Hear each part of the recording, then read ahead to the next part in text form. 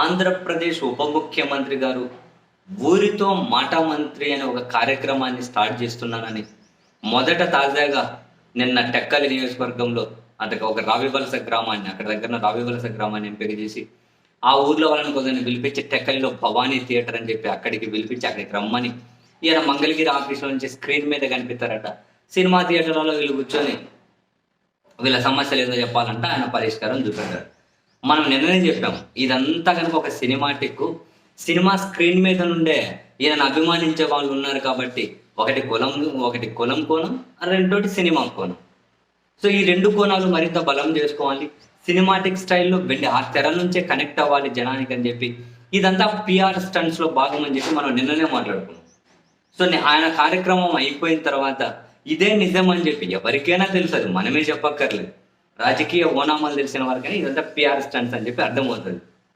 అయితే ఈ కార్యక్రమం అయిపోయిన తర్వాత నేను ఈరోజు పొద్దునే నాకు అదే రావివలస గ్రామంలో తెలిసిన వ్యక్తి ఒకరు ఉన్నారు. తనని అడిగిన, ఏమండి మీరు ఏమైనా పోయారా ఆ థియేటర్కి, మీ ఊరు నుంచి పంపించారు కదా, మీరు ఏమైనా పోయారా అని చెప్పి అడిగా. అంది అమీర్ గారు, ఏంది అమీర్ గారు పోయేది, ఎవరెవరు ఆడిపోతే ఎవరు ఎక్కువ ఎట్లా అడుగుతారు, వీళ్ళు ఏ పార్టీ వాళ్ళు, వీళ్ళు ఎట్లాంటి వాళ్ళు, వీళ్ళు దూకుడుగా ఉంటారా, వీళ్ళు ఈ పార్టీ అని కనుక అసంతృప్తిగానే ఉన్నారా, ఈ వివరాలన్నీ ముందే పోలీసులు తెలుసుకొని సెలెక్ట్ చేశారట. ఈవెన్ అక్కడ కొందరు అసంతృప్తిగా ఉన్నటువంటి మండల స్థాయి జనసేన నాయకులు లేకుంటే టీడీపీ నాయకులు ఉంటారు కదా, వీళ్ళకు కూడా పాసులు ఇవ్వలేదట.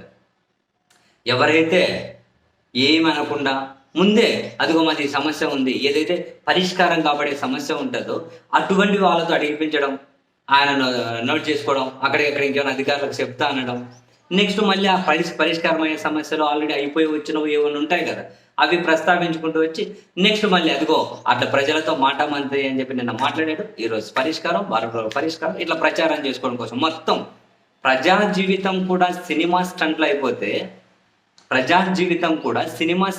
అయిపోతే రాష్ట్ర ప్రజలకు తెలియాలి జీవితాలంటే సినిమానా ఏంది అని. ఇదంతా ప్రభుత్వ ఖర్చు, ఇంత పెద్ద సెటప్లు ఈ కథ కాదుకూడదు. ఈసారి నిజాయితీగానే జెన్యున్గానే ఊరితో మాట మంత్రి అనే కార్యక్రమం పెట్టారు అంటే, నువ్వు ఊరి దగ్గర ఒక ఊరు సెలెక్ట్ చేసుకున్నారు, ఊరి బార్డర్ల దగ్గర పెట్టుకోండి పోలీసులను, ఎవరిని లోపలికి రానియకుండా, లేకపోతే లోపలికి వచ్చే వాళ్ళు ఏమంటారు వాళ్ళకి భద్రత కల్పించుకుంటూ బహిరంగ సమావేశంలాగా అవసరం లేదు, అది ఊర్లో వాళ్ళని మాత్రమే అక్కడ అలౌ చేస్తామని చెప్పి పాస్ ఏంటి ఆ ఊరి అడ్రస్ చూపించడం, ఓపెన్గానే లైవ్ ఇచ్చేయండి, ఇచ్చే వాళ్ళు ఇద్దరు పోయే వాళ్ళు పోతారు, అందరినీ మీడియా వాళ్ళని అలౌ చేయండి. ఒక చెట్టు కింద వాళ్ళ దగ్గర పెద్ద ప్రొజెక్టర్ పెట్టు, చెట్టు కింద కాకపోతే ఏముంది ఒక పెద్ద వ్యాన్ తీసుకొచ్చి అక్కడ ప్రొజెక్టర్ పెట్టు, లైవ్లోకి రమ్మనండి, ఊరు వాళ్ళు ఓపెన్గా ఎవరు మాట్లాడతారంటే వాళ్ళకి మైక్ ఇవ్వండి, మాట్లాడేయండి.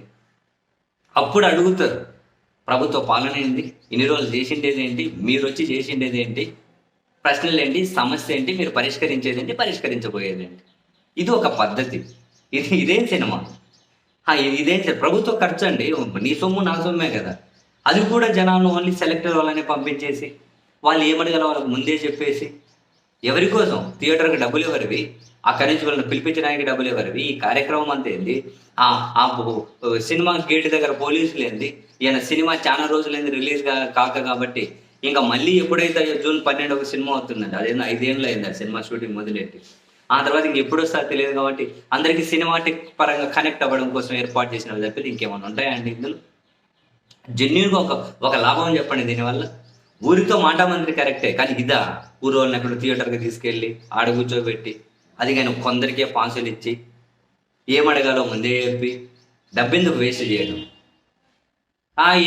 మూడు ప్రత్యేకంగా ఒక రాష్ట్రంలో 3 ప్రధానమైన వ్యక్తులంతా కనుక ప్రత్యేక విమానాలు వేసుకొని తిరుగుతున్నారు, 20 కిలోమీటర్లు 10 కిలోమీటర్ల దూరానికి వీళ్ళు విమానాల్లోనే పోతున్నారు, దానికి మించి ఎక్కువ ఖర్చు అవుతుందా అని మీరు అంటే నా దగ్గర సమాధానం లేదు. అట్లా అనుకుంటే అలానే అనుకోండి, కానీ ఈ సినిమాలకు ఇటువంటి స్క్రిప్ట్లు ఏంటి, ఈ పిఆర్ స్టంట్లు ఏంటి, జీవితం సినిమా స్టంట్ కావడం ఏంటండి, ప్రభుత్వం సినిమా స్టంట్లు కావడం ఏంటి, రాజకీయంగా స్టంట్లు వేసుకుంటారేమో, ఇది డైరెక్ట్ ప్రభుత్వం సినిమా స్క్రీన్ మీదకి వెళ్ళిపోతుందట. ఇక ఎక్కడి నుంచో ఉంటాడట, వీళ్ళు అక్కడి నుంచి మాట్లాడతారట, కొందరు లోపలికి పంపిస్తారట, గేట్ల దగ్గర పోలీసులందరూ కాపలా పెట్టేసి.